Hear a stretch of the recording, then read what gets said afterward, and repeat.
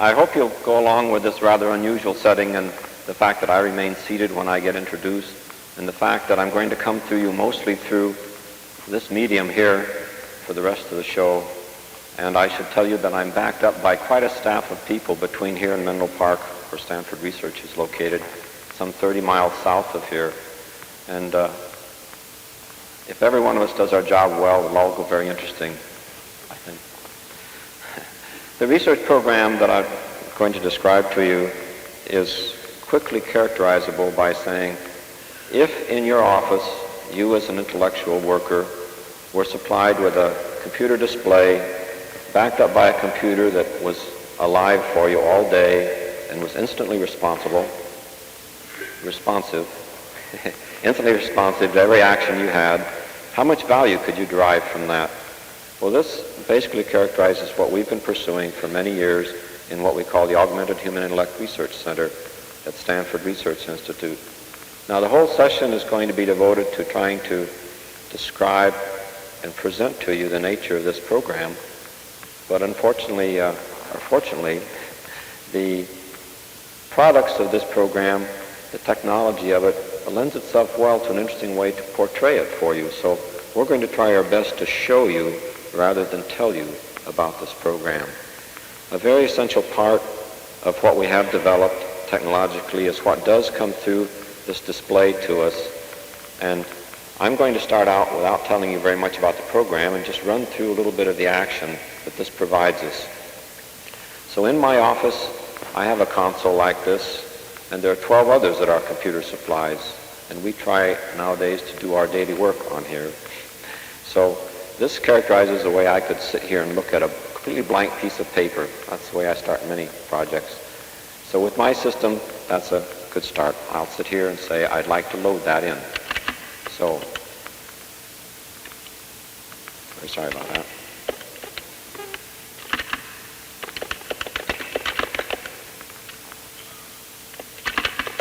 So I'm putting in an entity called a statement, and that's full of other entities called words.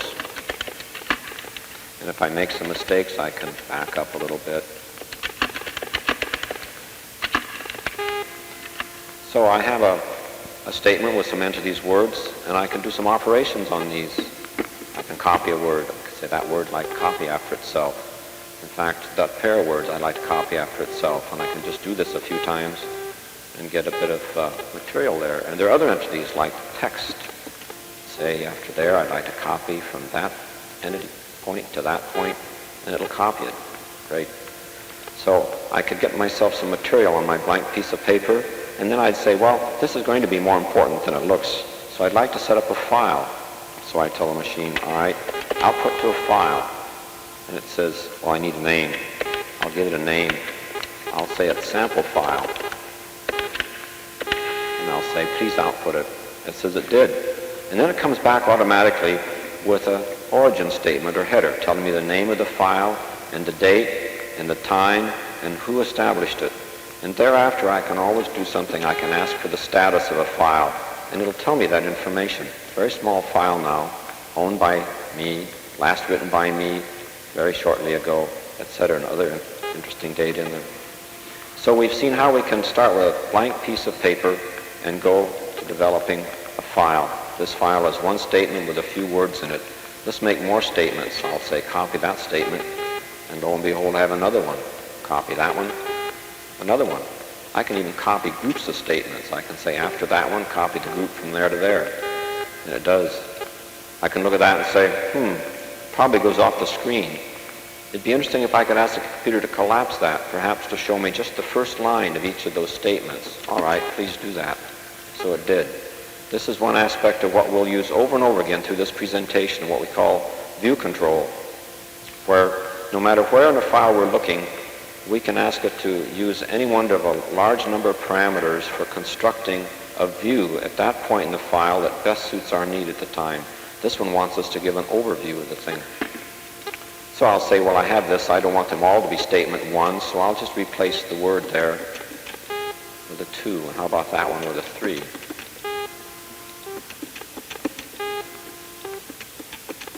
It's just a place to forget how to count. So I can look and say, all right, got statements 1, 2, 3, and 4. If I'd like to make them a little prettier, I can, I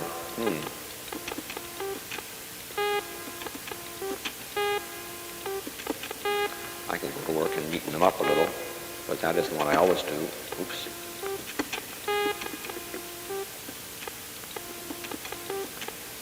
You can tell that I have not warmed up yet. I hope you can tell. Right, all right. So I can get it lined up, and I can say, for instance, other entities like an invisible string. I don't know whether that's tabs or characters in there, but I can say if I want to replace that invisible string with just one character, not that character, that one, space, and it'll do it. So I can look at that and say I have files 1, 2, 3, 4, 5, 6, and I've named them that way. But that's usually a sort of a pain to do that, so I'll ask it to number them themselves. And one of the views is such that it will give you a list numbering for each of those statements. And I can also open them all up or ask them without numbers, however I wish, and then I can output them. So we've seen ways to work fairly fast with the entities of a statement in a file, create a file. I can delete that file or mess it up considerably. Like if I'm going to say I want to delete that word but I accidentally hit that entity instead, watch what happens. Sort of replaces the whole thing with nothing. That occasionally happens, so you say, all right, I'll load that file. And it'll come back in as it was. I last saved it, telling me the date that I wrote it. And unfortunately, I didn't save enough. Well, I'm through with this example right now. Let me go to a file that I prepared just after my wife called me and said, on the way home, would you do a little shopping for me? So as soon as she said that, I got my system organized.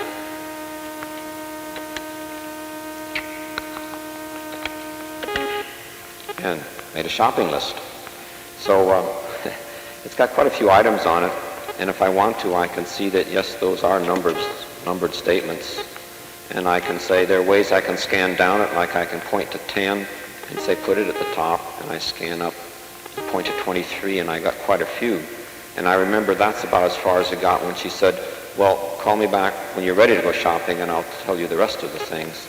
So let me jump back to the head of the list, and I can do things like begin to reorganize it a little bit. Well, I say after bananas, it's more likely that I'll take the carrots there, and so carrots moved right up behind bananas, and aspirin doesn't really belong there. I think aspirin goes after paper towels in the order.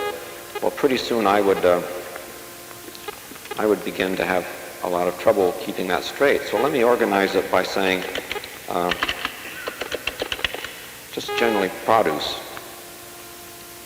What the hell happened?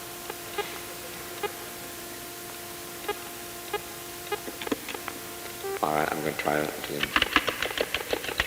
I enter a statement that says, hey, that's what I'm doing. Try there. I suspect that something's going wrong, and I would call up the programmer or the hardware man and tell him, I made it. Produce. I really haven't warmed up to this thing yet. So I'll say, well, produce, I'll categorize things. Let me look at it that way, and I'll say, let me move a statement for produce carrots, and I'd like to subcategorize it. So it moved. And there it is. I go, hey, that's what happened. All right, produce, I've got carrots, and I'll move under there also bananas. And in fact, I could move a whole group under there, saying oranges and apples also. So I can begin categorizing things like that, and if I looked at the numbers now, I'd find that these items fit under there as a subset, and I realize I can categorize quite extensively. I could introduce a new thing under there that was something I just invented, a skinless banana, but I have to go there and look at it. So part of our view control, besides this thing we've shown you of showing numbers or not, is also whether we can show you some of these different levels or not. I can say I only want to see 2 levels, or only one level deep in there. It makes it very nice for studying it. Or I can do something like when I say, let's put produce at the top, let's open up one level below it and only show me what's below it. And then another level if I wish, and then no numbers. So these moving around with jump to identities, there are many ways to move around and to make views, and this is one of the basic features of this tool we have. Well, suppose I worked for some time at this and then call up my wife to get the rest of the list. I'd eventually end up with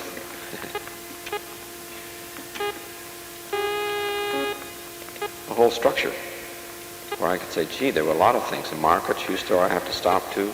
Let me see what I was supposed to get in the market. Oh, produce, cans, cereals. What about cereals? Oh, cereals, bread, noodles, like that. Okay. Back up there, if I want to look at the numbers, that's what I can. If I want to open up everything, see that, or many lines. There are many ways in which I can look at that. And but one interesting thing here that I haven't told you about is that when the numbers are on, I can do something like say, instead of jump to identity and pointing to that and having it bring to the top, or jumping return back, I can say a jump to a name and say go to 2A4. And it'll do it. Or return. So I can jump to a location number just by giving it, or if I wish, I can add it as text in there and say jump to name and just point to that and it'll go to 2A. Did I say that? Carrots, right? Right, carrots, 2A4. So I gave it the name of that, can go to it. I can give it the names of, I don't know that word, that one. I could say go to 1, which is out of sight from here now, and say jump to that. I'm at 1, different views. So it's very easy to jump around and make cross-references. It turns out if I wish, I can also make a cross-reference to something where I gave it a label or a name, such as you do when you're programming. I can call this alpha. I can say jump to name, and I can type it. I think I made a mistake when I type it. So what I should really do is say, I'd like to reconform my whole picture. So there. It's going to say jump to name. And I jump to something named alpha there.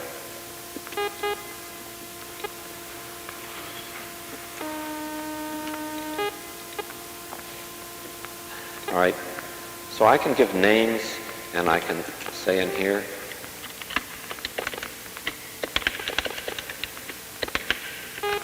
a reference like that, where I can say jump to name, and point to that, and lo and behold, I'll go to this thing that was, I'd named alpha. So I can name it, and if I want to, I can ask to see the name, or I can ask not to see the names, depending on which. Right now we happen not to be seeing the names.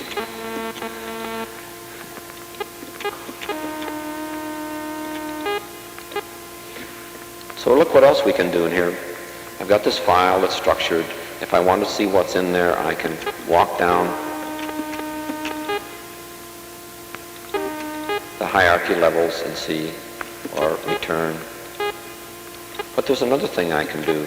There's a root I said I have here. So here, I'm afraid I'll need a different picture of the view.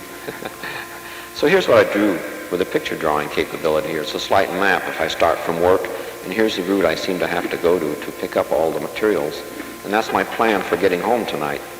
But if I want to, I can say, the library, what am I supposed to pick up there? I can just point to that, and oh, I see, overdue books and all. Well, there was a statement there with that name on it. Go back. What am I supposed to pick up at the drugstore? I see, very interesting. All right. Market? Oh, I've already seen that. Produce and all like that. Gee, that's too much. Anyway, so we have this feature of structuring our material hierarchically, being able to move around it very well. when we get a hierarchy, such as I can show you here now, I can do things if I want to just say, I'd like to interchange produce and canned materials. Bingo.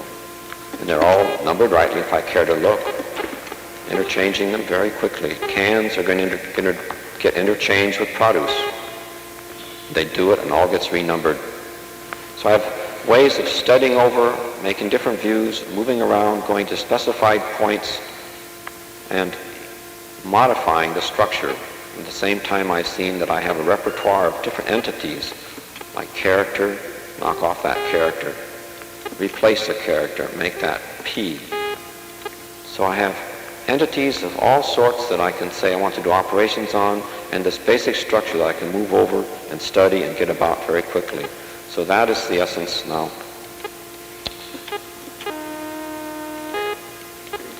That's the essence of the tool we have. There are a lot of details that I've left out for you. And now I'd like to stop a minute and just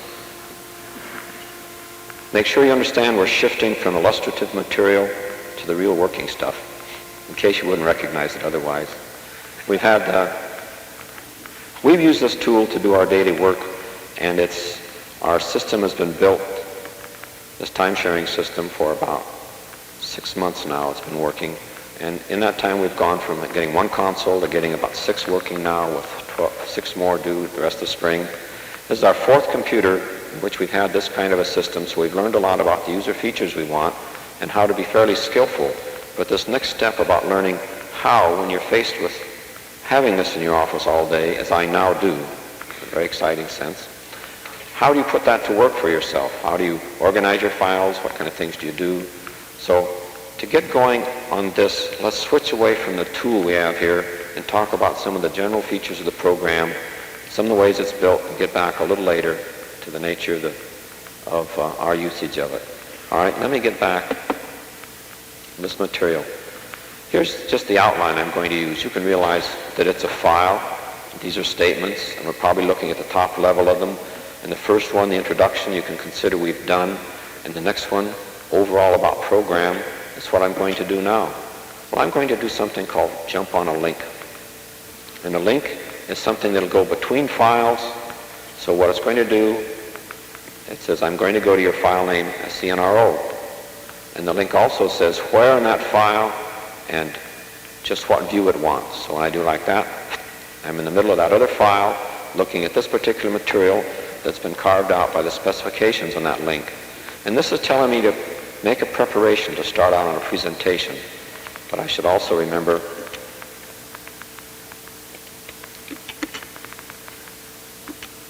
I'm going back to this other file because what I want to do is restore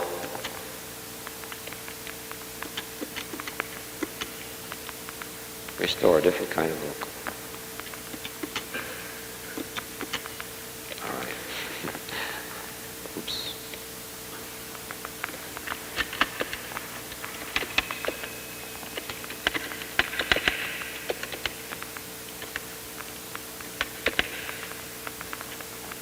I had to go to a different file in which, because I made a hitch in my rehearsing for this thing, in which I have many types of format structures set up and numbered, and I just reset the kind that I want to use to show you this material.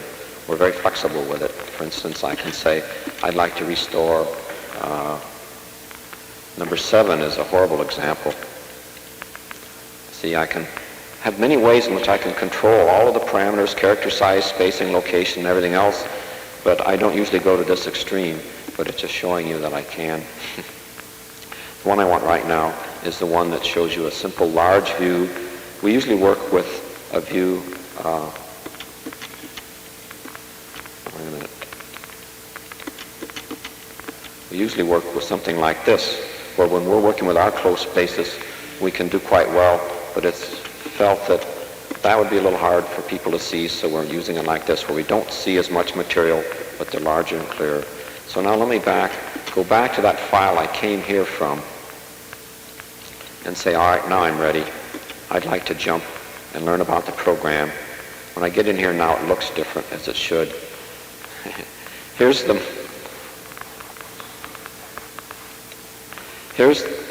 This is another file, and in this file I prepared a chain of views. And using some of the tools, I have it all set so I can go from one scene to the other. I could study them in the fashion I've shown you before, but it's sort of fun to set up these chains, and it represents to you a way in which we work too. So to do it, I'm going to freeze a statement that's named A, and I'm going to put on a certain parameter when I do it. And then I'm going to jump to a link. And here's a link. It says you want to go to statement A, but after the colon, all this garbage tells a bunch of abbreviated ways in which you'd like to control the view when you get there. Many parameters, as you'll notice. So I'll just say, all right, go to that one, and I'm looking at statement A. Now it's telling me this presentation is devoted to the HIRC. The natural question is, what's that? Aha.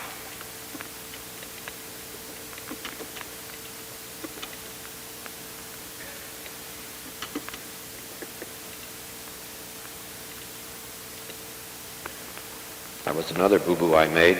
I left several statements frozen. This statement I've asked to be frozen. That was the setup operation. It's just going to stay there above that dotted line as the viewing part of my screen from there down jumps around on the links I have set up. Okay, the first jump took me to this statement saying, all right, Augmented Human Intellect Research Center is what HIRC stands for. A hidden link will take me to the next one, telling you where it's located, that in SRI, it's an explicit organizational entity at what we call a group level. But also I'd like to point out there are other man-computer work going on at SRI, and ours is but one. So if I jump on a link, incidentally, I should just stop and reveal to you that the link is hidden under there. I was very clever to set the viewing parameters so they wouldn't show the link. But when I say jump to link and mark it there, the computer goes looking from there on for that link and obeys it. And I'm not showing the statement names either, but this is statement named B, obviously. So that program involves about 17 people together with the special laboratory facilities we have. It's sponsored by government agencies exclusively, ARPA, NASA, and RIDC now, and in the past, AFOSR and ESD, and these were the people that first grub-staked us many years ago.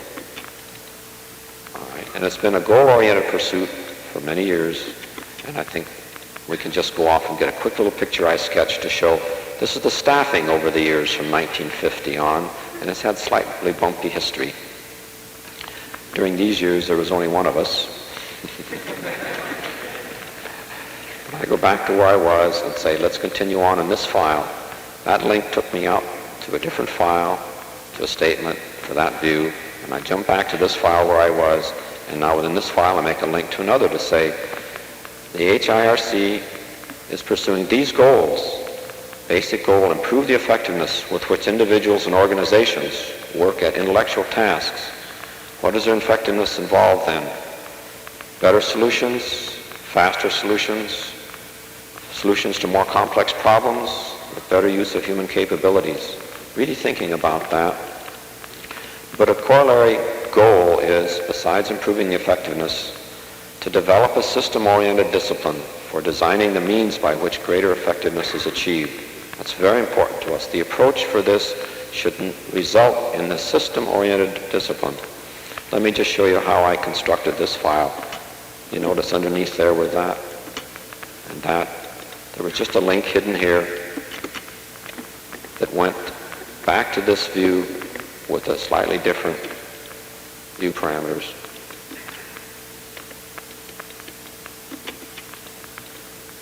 To give you that view. All right, there's another one hidden there. It says the general approach for us, empirical. We're pursuing this monstrous goal, monstrously difficult, by building and trying empirically. And we're approaching it evolutionary-wise because we feel that it's a whole system problem. You need to get a person in that environment working and looking at the many aspects of his working system that are involved in his effectiveness. That's many more things than just these computer-aided tools. In a large system like that, we need to do it evolutionary-wise because we can't be analytic enough about it at any one point to decide what best our next thing should be. We can only decide from here, as well as we can analyze it, where we can invest our next resources to get the most return at an increase of the effectiveness of the system we have. And this item down here is the term bootstrapping applied in a slightly new sense.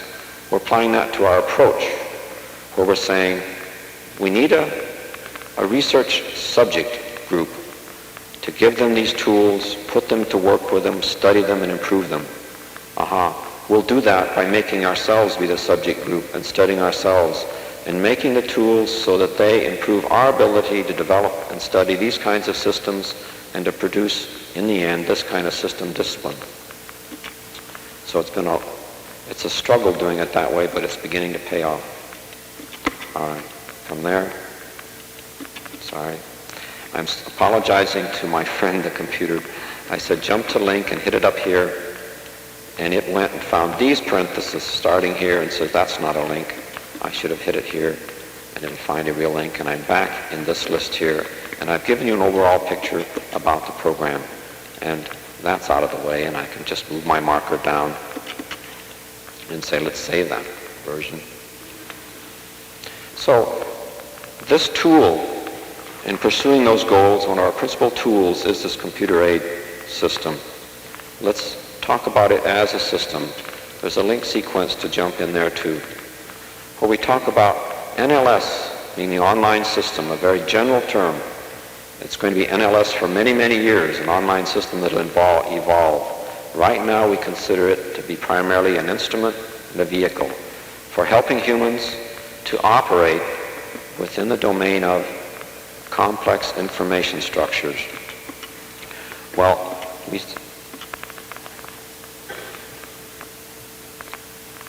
what do we mean by operate? Well, compose, study, modify is the place we started now. We know there are many other analytic things you could do, but we want to get around, study, and modify. And then to further information about what does complex structure mean.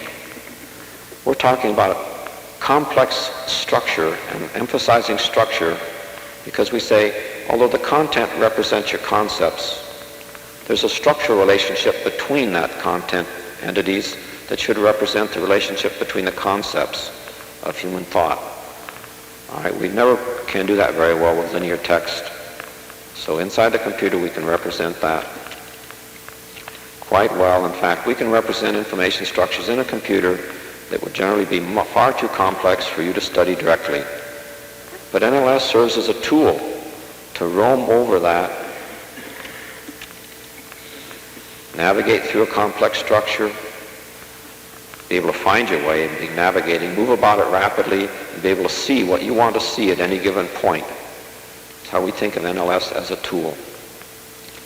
All right, these are all very important concepts to us because these, together with bootstrapping, have told us where to start. We start by building an instrument that we can sit at and work during our day to organize the kind of working information we need as a task force developing systems. We need to write our specifications, our plans, our programs, our users' guides, our documentation, our reports, and even our proposals. So we've been using these. Let me return back here and said I've finished that version, and to help you keep track of where we are, and in a little bit to help me too, we'll move that down. So having gone through these items, I'd like to come in now and begin to telling you something about the implementation. So I'm going to open up under here and talk to you about the control techniques, control devices, control dialogue, and control meta-language that we're using. Okay, to talk about control devices, we'll use this overhead camera shot where you can see the devices that I'm using. I use 3, and they're not all standard. We have a pointing device called our mouse, a standard keyboard, and a special key set we have here. And we're going to go for a picture down in our laboratory in Menlo Park and pipe it up that'll show you from another point of view more about how that mouse works. Come in, Menlo Park. Okay, there's Don Andrews' hand in Menlo Park. And in a second we'll see the screen that he's working and the way the tracking spot moves in conjunction with movements of that mouse. I don't know why we call it a mouse. Sometimes I apologize. It started that way, and we never did change it. All right. As it moves up or down or sideways, so does the tracking spot. And the principles for its operation are quite easy to see. If you'll turn it over, Don. Can you hear me, Don? Would you turn it over and we'll see, right? Its principle is that there are two wheels that roll on the surface. But since they're at right angles and kind of sharp edges, one will roll and the other slide in one direction. Each of these wheels controls through a potentiometer with a voltage output sampled by an 80D converter the numbers taken in by the computer at sample times as to what the horizontal vertical components are to be of where it should put the tracking spot. And as the mouse moves over a surface, then each of those wheels either slides sideways without rolling or rolls an amount that very closely duplicates the particular component of horizontal or vertical in the net motion it makes. All right, if you take a mouse and move it through some closed trajectory back to exactly the same point, usually the tracking spot won't come back to exactly the same place it was on the screen. And for that sense, it wouldn't work well if you're trying to trace maps or other figures and diagrams. But the way we use it continuously and exclusively is to watch the screen and to follow it around, and we use this merely as a device to move that tracking spot. And you're eyeing the tracking spot, you really don't care whether it follows exactly this or not. In fact, we've had it at times where our tracking device, you had to move in an arc like that to make the tracking spot go on a horizontal line. And people adjusted to it and would go like that to go in a straight line and wouldn't even know that they were doing it. Other features of the mouse are that it stays put. I can lift it and replace it without having the spot change, so I can adjust where I want it for my comfort. And these control buttons on the top are used quite a bit, and I'll show you a little bit later how some of those are used. Now, the keyboard in the middle is essentially a standard typewriter keyboard, except for a few special keys out on the side. The computer knows it instantly when you hit one and makes an appropriate response. This device over here is unique to us, and we always have to justify and explain it. We'll do it in reverse order. We'll explain it first. It provides for you the one-hand equivalent of what you can do with a keyboard. There are 5 keys, and normally each finger sits on a key, and depressing any one key at a time produces a character. And any 2 keys at a time also. And in fact, any combination of depressing, of which there are 31 combinations. So Don